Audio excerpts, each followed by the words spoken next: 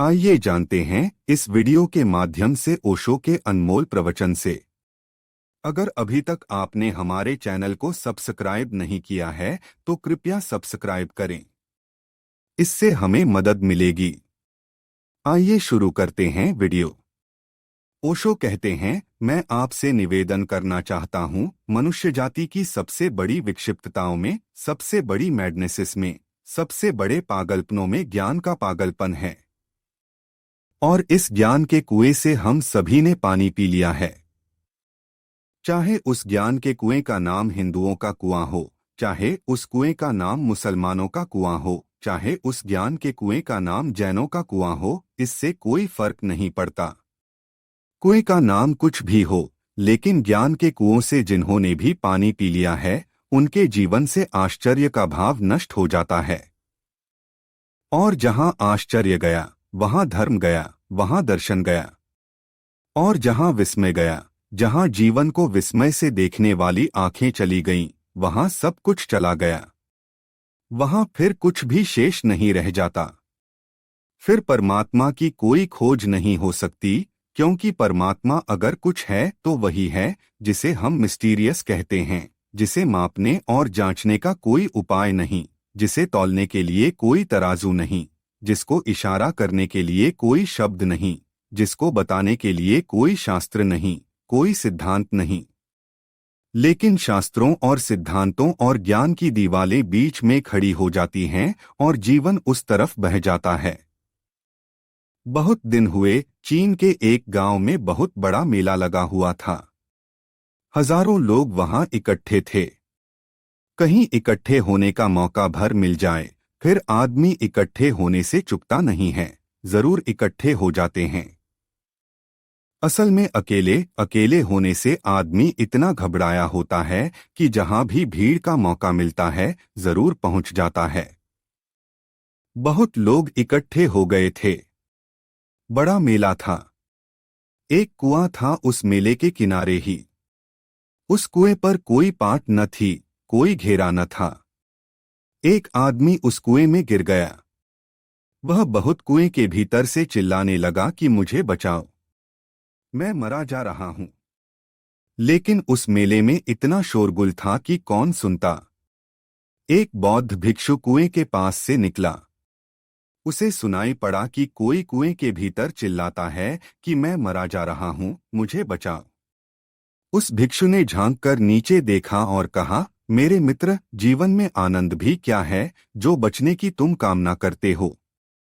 जीवन है दुख, जीवन है पाप, बचने से प्रयोजन। और यह जो तृष्णा है बचने की, यह जो लस्ट फॉर लाइफ है, यही अगले जन्म का कर्म बंधन हो जाएगा। शांत रहो। उस आदमी ने कहा कि मुझे उपदेश नहीं चाहिए, कृपा करके मुझे बाहर निकालिए। लेकिन भिक्षु ने कहा, मैं किसी के कर्मों के बीच में बाधा नहीं बनता। तुमने कुछ किया होगा, किसी को कुएं में गिराया होगा, सो तुम गिरे हो। किसी पिछले जन्म का कर्मफल भोगते हो मित्र। सुनी नहीं तुमने यह सिद्धांत की बात? और अब मरते क्षणों में मोह छोड़ो जीवन का। शांति से मरो तो निर्वाण हो जाएगा, नहीं तो फिर लौट लौट कर आना पड़ेगा। भिक्षु आगे बढ़ गया।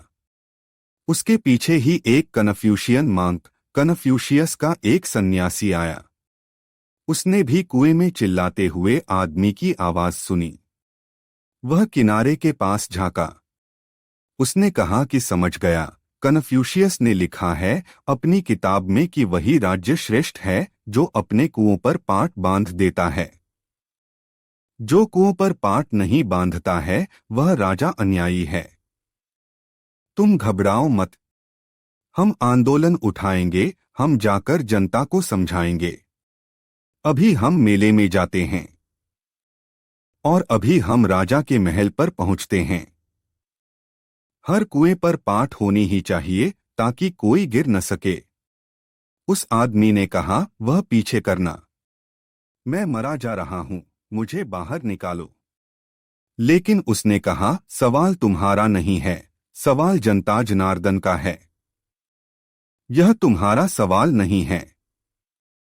एक आदमी बचता है कि मरता है, यह सवाल नहीं है। कुएं पर पाठ होना चाहिए। और तुम घबराओ मत, तुम निश्चिंत रहो, तुम्हारे बच्चे ऐसी दुनिया में रहेंगे जहां कुओं पर पाठ होंगे। उसने कहा, बच्चों का सवाल नहीं है, मैं मरा जाता हूं। उस आदमी ने कहा कि बच्चों के लिए बड़ी कुर्बानी माँ बाप को करनी पड़ती है। तुम मरो, लेकिन बच्चे ऐसी दुनिया में रहेंगे जहां कोई कुएं में नहीं गिर सकेगा। तुम बेफिक्र रहो। वह कन्फ्यूशियस मांक आगे बढ़ गया। उसने जाकर भीड़ में शोरगुल मचा दिया। वह एक मंच पर सवार हो गया और उसने समझाना शुरू कर दिया कि ऐसे कुएं नहीं होने चाहिए जिन पर पाठ न हो। उन दोनों के चले जाने के बाद एक ईसाई साधु, एक ईसाई मिशनरी वहां से निकला। कुएं में किसी को चिल्लाता देखकर वह तत्क्षण कूदा और उसने निकाला उस आदमी को बाहर। और उस आदमी ने कहा कि बहुत धन्यवाद, तुम ही सच्चे धार्मिक आदमी मालूम पड़ते हो।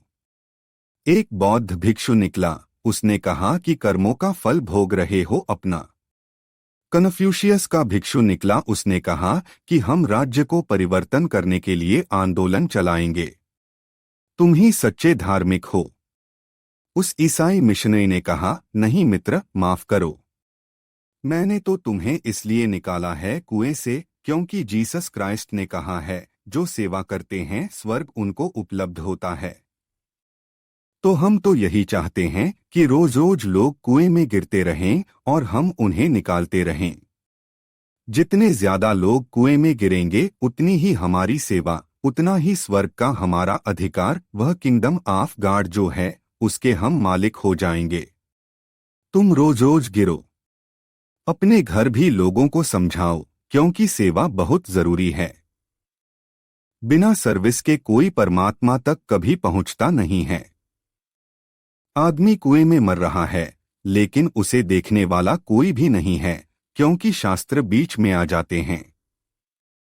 जीवन चारों तरफ है, लेकिन उसे देखने वाला कोई भी नहीं है, क्योंकि शब्द बीच में आ जाते हैं। परमात्मा हर क्षण मौजूद है, लेकिन उससे पहचान नहीं होगी, क्योंकि ज्ञान बीच में आ जाता है। ज्ञान से बड़ी चीज जीवन और मनुष्य के बीच दूसरा कोई अवरोध, दूसरा कोई हिंड्रेंस, दूसरा कोई पहाड़ नहीं है।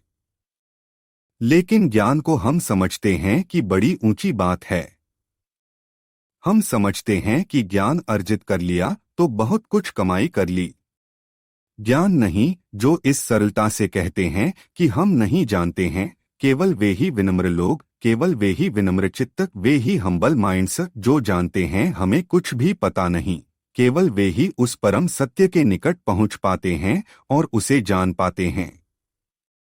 ज्ञान के भ्रम वाले लोग कभी ज्ञान को उपलब्ध नहीं होते, अज्ञान में ही जीते और नष्ट हो जाते हैं। यह बात बड़ी उल्टी मालूम होगी। मैं आपसे यह कह रहा हूं, आपको अगर अपने अज्ञान का परिपूर्ण बोध हो जाए तो आपके जीवन में ज्ञान का जन्म हो सकता है। लेकिन वह ज्ञान बहुत दूसरा है उस ज्ञान से जो शास्त्रों से मिलता है। गीता, कुरान और बाइबल से, उपनिषदों और वेदों से, महावीर और बुद्ध से जो ज्ञान मिलता है वह नहीं है। शब्दों से जो ज्ञान मिलता है वह नहीं। शब्द हैं डेढ़ मुर्दा, उनका कोई मूल्य नहीं, उनमें कोई जीवन नहीं। खुद के प्राणों के साक्षात से जो ज्ञान मिलता है वह बात और है। और उसे जानने के लिए अज्ञान का स्पष्ट बोध होना चाहिए। जिसे अज्ञान का बोध हो जाता है, जो जानता है कि मैं नहीं जानता, उसके लिए रहस्य के द्वार खुल जाते हैं। लेकिन हमने बहुत संग्रह कर रखा है। हमने कंठस्थ कर रखे हैं ग्रंथ, हमने शब्द सीख रखे हैं। हम तोतों की भांति हैं, जिन्हें सब कुछ सिखा दिया गया है और याद करा दिया गया है, और हम इन्हीं शब्दों को दोहराते रहते हैं। कोई पूछे आपसे ईश्वर है? कौन सा उत्तर आता है आपके भीतर? मैं आपसे पूछता हूं, ईश्वर है? कोई उत्तर आता है आपके भीतर, किसी के भीतर आता होगा, है। अगर उसकी किताबों में ऐसा लिखा है, अगर उसके गुरुओं ने ऐसा बताया है, किसी के भीतर आता होगा, नहीं है। अगर उसकी किताबों में ऐसा लिखा है और उसके गुरुओं ने ऐसा बताया है। हिंदुस्तान में पूछो ईश्वर है, तो उत्तर आता है। और रूस में पूछो तो उत्तर आता है, नहीं है। हम सोचते हैं हिंदुस्तान बड़ा आस्तिक है और रूस बड़ा नास्तिक है। नहीं साहब, दोनों रटे हुए तोते बोल रहे हैं। हिंदुस्तान के तोतों को बताया जा रहा है ईश्वर है, तो वे कहते हैं ईश्वर है। रूस के तोतों को बताया जा रहा है ईश्वर नहीं है, तो वे कहते हैं ईश्वर नहीं है। सीखी हुई बातें जो दोहरा रहा है वह आदमी के पद से नीचे गिर रहा है। सीखी हुई बातें जो दोहरा रहा है वह अपने को तोता बना रहा है, अपने को मशीन बना रहा है। लेकिन अगर मैं पूछूं कि ईश्वर है और आपके भीतर कोई उत्तर न उठे, न हाँ न, मैं पूछूं ईश्वर है और आपके भीतर सन्नाटा छा जाए। और सत्य यही होगा कि सन्नाटा छा जाए, क्योंकि आप नहीं जानते हैं कि है या नहीं। मैं पूछूं कि ईश्वर है और आपके भीतर साइलेंस हो जाए। आपके भीतर कोई उत्तर न आए, आप मौन रह जाएं। आपके भीतर कोई शब्द घनीभूत न हो, आपके भीतर कोई रिस्पांस न हो, आपके भीतर नो रिस्पांस की स्थिति हो जाए। मैं पूछूं ईश्वर है और आपके भीतर सब सन्नाटा हो जाए। इस स्थिति को मैं कह रहा हूं अज्ञान का बोध कि मुझे पता नहीं है। और इसी सन्नाटे में उसकी पगध्वनियां सुनाई पड़नी शुरू होती हैं जो परमात्मा है। इसी मौन में, इसी साइलेंस में जीवन का संस्पर्श उपलब्ध होता है। और तब फिर खोजने हिमालय नहीं जाना पड़ता है। और तब फिर खोजने गंगा के तट की यात्राएं नहीं करनी होती हैं। और तब फिर खोजने काशी और मक्का और मदीना नहीं जाना पड़ता है। फिर जेरूसलम की यात्रा नहीं करनी होती है। फिर मंदिरों और मस्जिदों में सिर नहीं टेकने पड़ते हैं। इतने शांत मन से, ऐसे मन से, ऐसे माइंड से जिसके पास उत्तर नहीं है, क्योंकि उत्तर सब सीखे हुए हैं। और मैं तो कुछ भी नहीं जानता हूं। अगर आपका मन उस अवस्था में आ जाए जहां से कोई उत्तर नहीं आता, सिर्फ चुप्पी और मौन रह जाता है, तो आप एक अद्भुत द्वार को खोलने में समर्थ हो जाएंगे जिसकी आपको कल्पना भी नहीं हो सकती। उस विनम्र मौन में, उस हम्बल साइलेंस में कुछ घटित होता है, कोई क्रांति हो जाती है और एक नए मनुष्य का जन्म हो जाता है। अब तक जिन लोगों ने भी जाना है उन्होंने ज्ञान से नहीं जाना है, मौन से जाना है। ज्ञान बहुत बकवासी है, ज्ञान बहुत मुखर है। और परमात्मा के निकट तो वे पहुंचते हैं जो सब भांति मौन और शांत हैं, जिनके भीतर कोई उत्तर नहीं। इसलिए मैं आज की रात आपसे सब उत्तर छीन लेना चाहता हूं। सब उत्तर आप यहीं छोड़ जाएं। आपकी ज्ञान की झोली में जितने कंकड़ पत्थर हों वे यहीं छोड़ जाएं। आमतौर से साधु समझाते हैं कि हमने जो समझाया है उसे अपनी गांठ में बांध कर घर ले जाना, यहाँ मत छोड़ जाना। मैं उल्टी बात समझाता हूँ। मैंने जो समझाया है वह, और मुझसे पहले भी जिन्होंने जो समझाया हो, कृपा करके सब आप यहीं छोड़ जाएं। और आप खाली, बिल्कुल खाली मन को लेकर अगर घर जाकर आज रात ही सो सकें तो आज निद्रा में ही कोई द्वार खुल सकते हैं। अगर आज ही सारे ज्ञान को आप छोड़कर बिस्तर पर चुपचाप लेट सकें तो हो सकता है कोई अनजान अतिथि आपके द्वार खटखटाने लगे और कहे कि खोलो, मैं आ गया।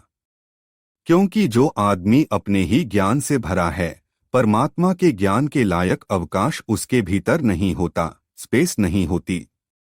जो अपने ज्ञान को छोड़ देता है उसके भीतर परम के ज्ञान का अवतरण शुरू हो जाता है।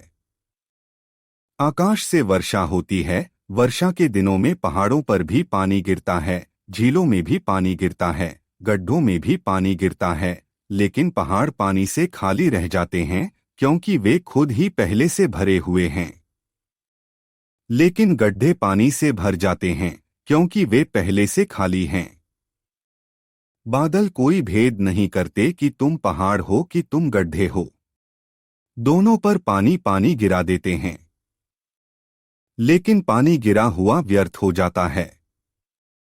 पहाड़ खाली के खाली रह जाते हैं क्योंकि अपने में भरे हैं वे पहले से ही। उनके पास कोई रिक्त स्थान नहीं है, कोई जगह नहीं है जहां पानी भर सके। गड्ढों में पानी भर जाता है।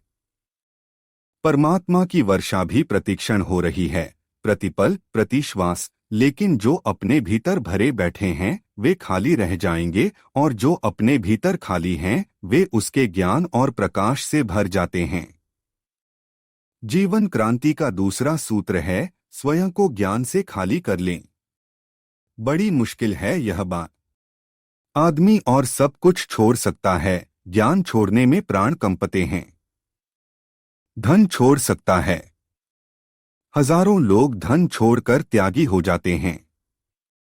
पत्नी बच्चों को छोड़ सकते हैं, सैकड़ों लोग सन्यासी हो जाते हैं। लेकिन ज्ञान नहीं छोड़ पाता आदमी। एक आदमी सन्यासी हो जाता है, फिर भी मुसलमान बना रहता है, फिर भी हिंदू बना रहता है। मैं तो हैरान हो गया कि कैसे पागलों की दुनिया है। अगर गृहस्थ हिंदू हो, मुसलमान हो, ईसाई हो, जैन हो तो समझ में आता है। लेकिन साधु भी जैन, हिंदू, मुसलमान कैसे हो सकता है? जिसने समाज ही छोड़ दिया उसने समाज का ज्ञान नहीं छोड़ा अब तक। समाज ने जो ज्ञान दिया था उसको पकड़े हुए बैठा है। एक साधु भी कहता है, मैं जैन हूं, हिंदू हूं, मुसलमान हूं। साधु कहता है, ये बीमारियां साधु के पास नहीं होनी चाहिए। लेकिन नहीं, धन छोड़ सकता है, घर छोड़ सकता है, लेकिन ज्ञान नहीं छोड़ सकता। ज्ञान मनुष्य के अहंकार की गहरी से गहरी पकड़ है। न तो धन है मनुष्य का अहंकार, न पद है अहंकार, न यश है अहंकार।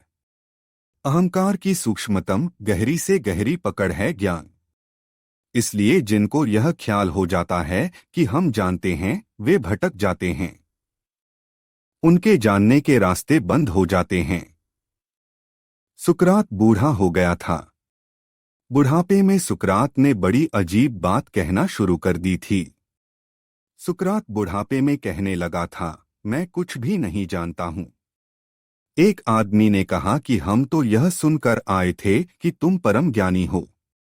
सुकरात ने कहा, किसी ने गलती से कह दिया होगा, या जब मैं जवान था तब मुझे ऐसा भ्रम था, ऐसा इल्यूजन मुझे भी था कि मैं जानता हूं। लेकिन जैसे जैसे मेरा अनुभव बढ़ा, जैसे जैसे मैंने जीवन का संपर्क पाया, जैसे जैसे जीवन में मेरी गति हुई, जैसे जैसे मैं जीवन की धारा में डूबा, वैसे वैसे मुझे पता चला मैं क्या जानता हूं।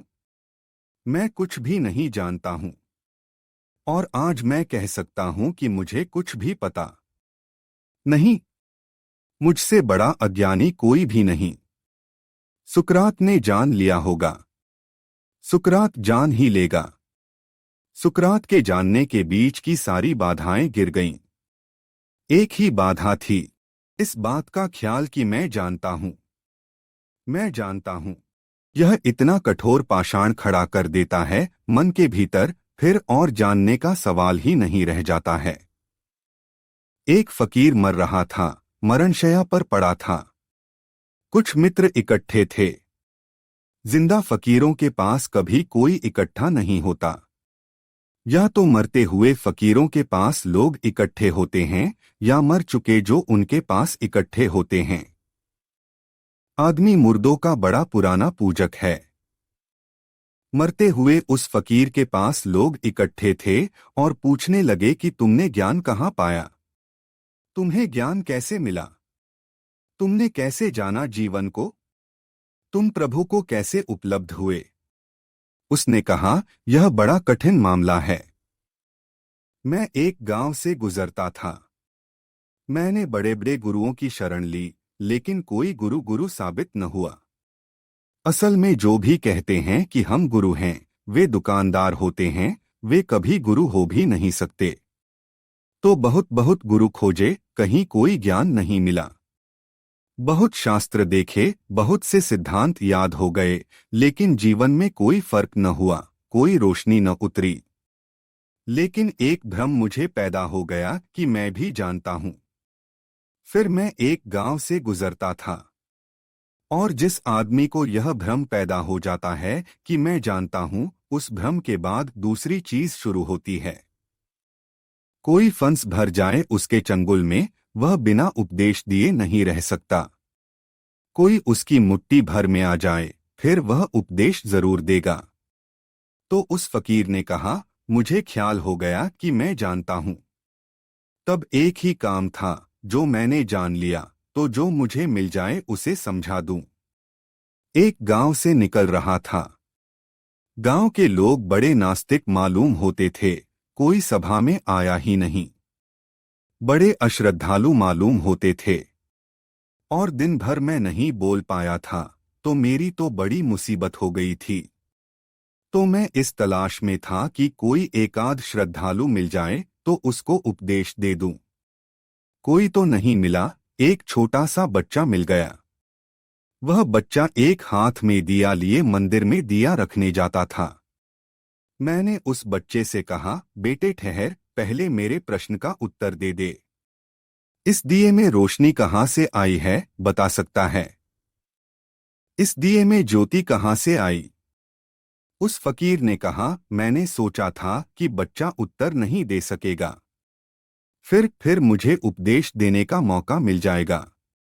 लेकिन बच्चे ने मुझे बड़ी मुश्किल में डाल दिया। वह बच्चा हंसने लगा और उसने फूंक मार कर दिया बुझा दिया और कहा कि स्वामी जी, ज्योति कहाँ चली गई, आप बता सकते हैं? अगर आप बता देंगे कि ज्योति कहाँ चली गई, तो मैं भी बता दूंगा कि ज्योति कहाँ से आई है। मेरे सारे पढ़े लिखे शास्त्र व्यर्थ हो गए।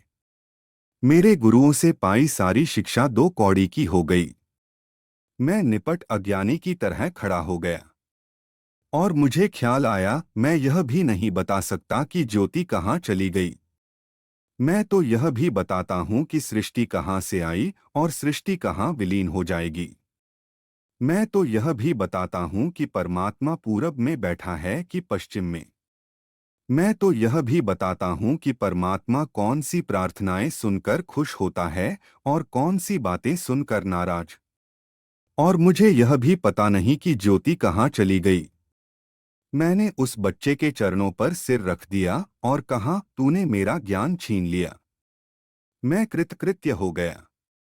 तूने मेरा ज्ञान छीन लिया। तू मेरा पहला गुरु है।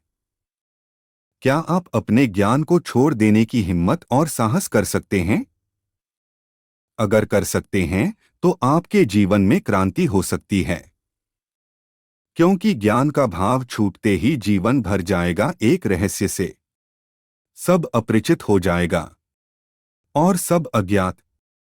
जिस वृक्ष के पास से आप रोज रोज निकले हैं, आज जब आप फिर उसके पास से निकलेंगे तो पाएंगे कि यह वही वृक्ष नहीं है जो कल देखा था, ये वे ही पत्ते नहीं हैं। जब आप घर लौटेंगे और उन्हीं बच्चों को देखेंगे जिनको कल देखा था, तो आप पाएंगे कि ये वे ही बच्चे नहीं हैं। गंगा में बहुत पानी बह गया। जीवन की गंगा भी बहुत बदल जाती है। सब नया हो जाएगा, सब अद्भुत हो जाएगा, सब आश्चर्य से भर जाएगा। और जिस दिन पूरा जीवन आश्चर्य से भर जाता है, उसी दिन उसकी गंध मिलना शुरू होनी है, उसके संगीत की ध्वनि आती है, जिसे हम प्रभु कहते हैं। परमात्मा के मंदिर के निकट केवल वे ही पहुंचते हैं जिनकी आत्माएं आश्चर्य से भर उठती हैं। यह दूसरा सूत्र है जीवन क्रांति का। कल मैंने कहा अहोभाव, धन्यता, और आज कहता हूं आश्चर्य, विस्मय, रहस्य। यदि आपको यह वीडियो प्रेरणादायक लगी हो तो कृपया हमारे चैनल को सब्सक्राइब करें। हमें आपके विचारों का इंतजार रहेगा। धन्यवाद।